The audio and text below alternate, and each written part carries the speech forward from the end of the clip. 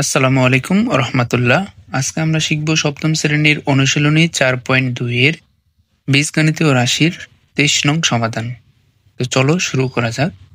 আচ্ছা, আমরা এখানে দেখতে পাচ্ছি দুইটা রাশি আছে, একটা হচ্ছে প্রথম রাশি আর একটা হচ্ছে দ্বিতীয় রাশি।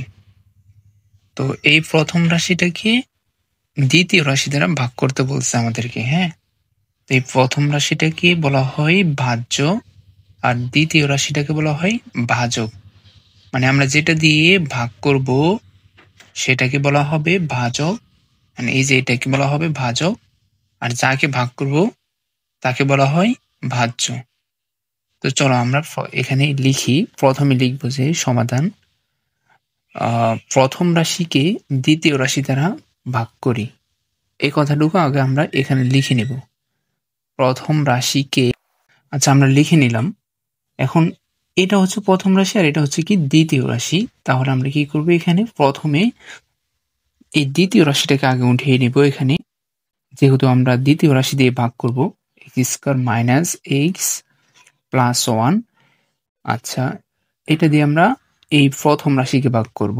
এটা হচ্ছে x to the power 4 plus x square plus 1। যেটাকে আমরা ভাগ করব, কি বলছিলাম, যেটাকে আমরা ভাগ করব তাকে বলা হয় ভাজ্য, আর যাকে দিয়ে ভাগ করব মানে এই যে এটাকে বলা হয় ভাজক। হ্যাঁ, আচ্ছা, তো ভাগ করার সিস্টেমটা হচ্ছে কি জানো? ভাগ করার সিস্টেমটা হচ্ছে ভাজকের প্রথম পদ দিয়ে ভাজ্যের প্রথম পদকে ভাগ করা। কি বললাম? ভাজকের প্রথম পদ দিয়ে ভাজ্যের প্রথম পদকে ভাগ করা।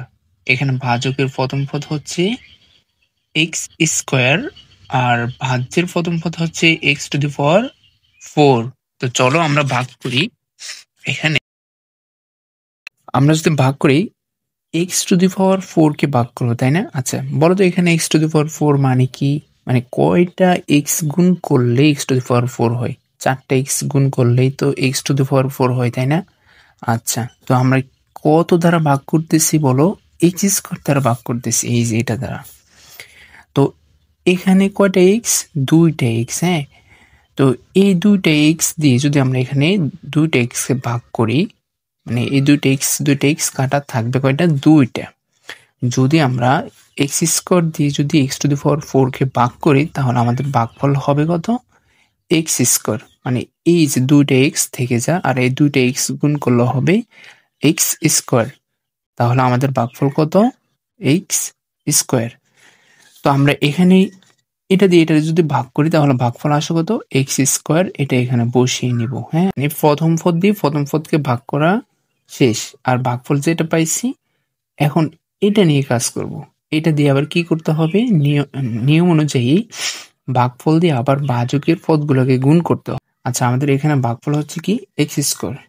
এই ভাজকের একটা একটা করে পদকে গুণ করব। হ্যাঁ, তো এখানে গুণ করি।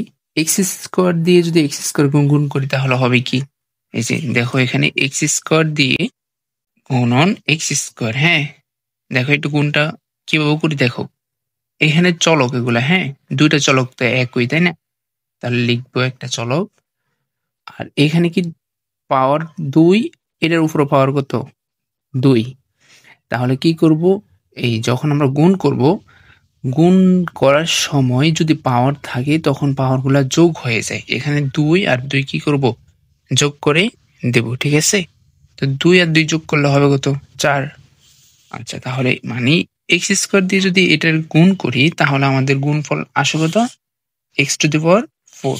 তো আমরা এখানে এটা দিয়ে এটা গুণ করে এখানে লিখব।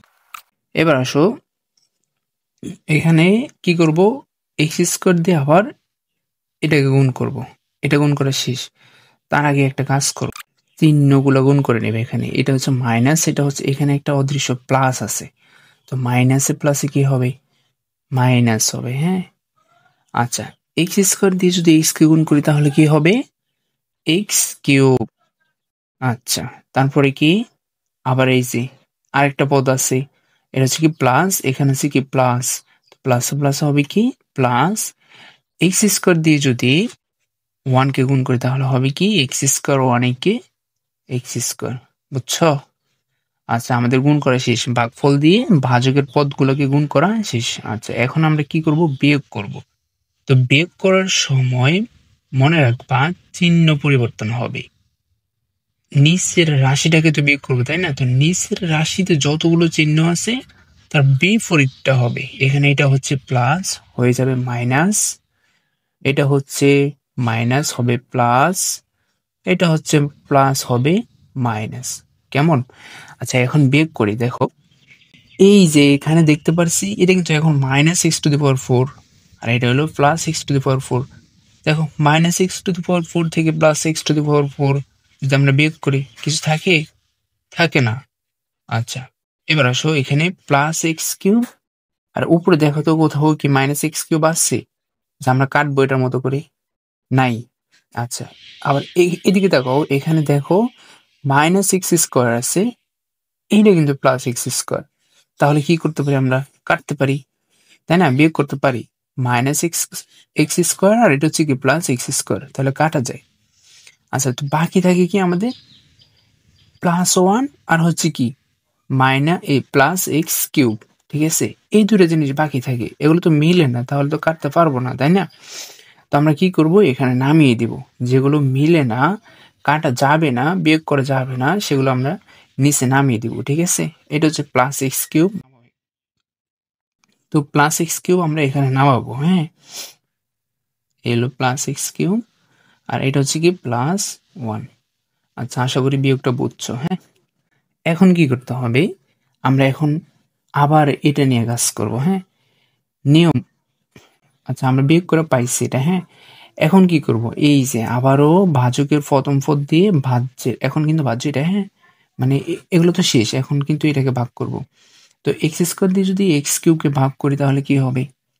x² দিয়ে যদি x³ কে ভাগ করি তাহলে কি হবে? x হবে। বিষয়টা বোঝো নাই? বুঝে দিচ্ছি। এখানে দেখো x² দিয়ে যদি x³ কে ভাগ করি মানে দুইটা x, এই যে এখানে দুইটা x না, তো এই দুইটা x কাটা থাকবে কয়টা? একটা x। মানে x² দিয়ে যদি x³ কে ভাগ করি তাহলে থাকবে কয়টা x? একটা x থাকবে। আর ওই একটা x আমরা কি করব? এখানে বসাবো। হ্যাঁ, মানে ভাগফল আমাদের হবে x হবে। x² দিয়ে যদি x³ কে ভাগ করি তাহলে ভাগফল কত?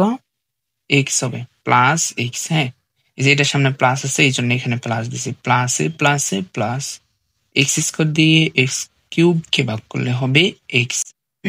এখন কি করতে হবে? প্রথম পদকে ভাগ করা শেষ, এবার হলো ভাগফল দিয়ে ভাজকের পদগুলোকে গুণ করা। x দিয়ে x² কে গুণ করলে হবে x³, x দিয়া চিহ্ন গুণ করে নেবে, এখানে প্লাসে মাইনাসে মাইনাস, x দিয়া x কে গুণ করলে হবে x², x দিয়া 1 কে গুণ করলে হবে প্লাসে প্লাসে প্লাস, x দিয়া 1 কে গুণ করলে হবে x। আচ্ছা এখন কি করবা? বিয়োগ করবা। যেহেতু গুণ করা শেষ এখন তো বিয়োগ করবো, তাই না? তো বিয়োগ করার সময় কি হয় বললাম? চিহ্নের পরিবর্তন হবে। এখানে আছে প্লাস হবে মাইনাস, এখানে মাইনাস হবে প্লাস, এখানে প্লাস হবে মাইনাস। হ্যাঁ, দেখো -x³ +x³ কাটা, আর এখানে কি +x², এখানে কি -x² আছে, উপরে কি আছে? মানে মিলাবা দুইটা পদ আছে কিনা দেখবা আর কি, মানে একই রকম পদ আছে কিনা বিপরীত চিহ্নের। ঠিক আছে, আচ্ছা তো এখানে এটা হলো +x², এখানে কিন্তু -x² নাই, তাহলে কিন্তু কাটতে পারবো না। তো সেই ক্ষেত্রে কি করবো? আমরা এখানে নামিয়ে দিব। হ্যাঁ, এটা কিন্তু প্লাসের এখন, তো অদৃশ্য প্লাস হয়ে গেছে আর কি, এখানে প্লাস দেওয়া লাগে না। হ্যাঁ, এটা বুঝে যা মনে মনে প্লাস আছে। আচ্ছা তারপর হচ্ছে কি এখানে কি +1 আছে। হ্যাঁ, এই +1 নিয়ে কি আমরা কাজ করতে পারছি? মানে এখানে কি -1 আছে নিচে? নাই, তাহলে নামাই দিব। হ্যাঁ, আচ্ছা তার আগে নিচের গুলা নামাতে হয় যেগুলা না মিলবে। তো এখানে +x নিচে নামিয়ে দিব, আর হচ্ছে কি এখানে +1। ঠিক আছে, আচ্ছা এরপরে কি করতে হবে? আবার ভাগ করতে হবে। এখানে x² দিয়ে যদি এখানে x² কে ভাগ করি তাহলে কি হবে? x² দিয়ে x² কে ভাগ করো তাহলে হবে 1। হ্যাঁ, আচ্ছা তো x² দিয়ে যদি x² কে ভাগ করি তাহলে হবে 1। আর এবার হচ্ছে কি এই 1 দিয়ে আবার এগুলোকে গুণ করতে হবে। ভাগফল দিয়ে ভাজকের পদগুলোকে গুণ করতে হয়। তো 1 দিয়ে যদি x² গুণ করি তাহলে কি হবে? x² হবে 1 প্লাসে মাইনাসে মাইনাস, 1 দিয়ে x কে গুণ করলে হবে 1 দিয়ে x কে গুণ করলে হবে x, প্লাসে প্লাসে প্লাস, 1 দিয়ে 1 কে গুণ করলে হবে 1, ঠিক আছে? আচ্ছা এখন কি করব, বিয়োগ করব। এটা প্লাস হবে মাইনাস, এটা মাইনাস প্লাস, এটা হবে প্লাস হবে মাইনাস, ঠিক আছে? এখন কাটো, দেখো কাটা যাচ্ছে। তাহলে আমাদের ভাগশেষে 0 আর ভাগফল কত হয়েছে, তাহলে আমাদের নির্ণয়ের ভাগফল হবে কত, এটা, ঠিক আছে? আচ্ছা আশা করি বুঝছো। যদি কোনো বুঝতে অসুবিধা হয় তাহলে কমেন্ট করে জানাবে।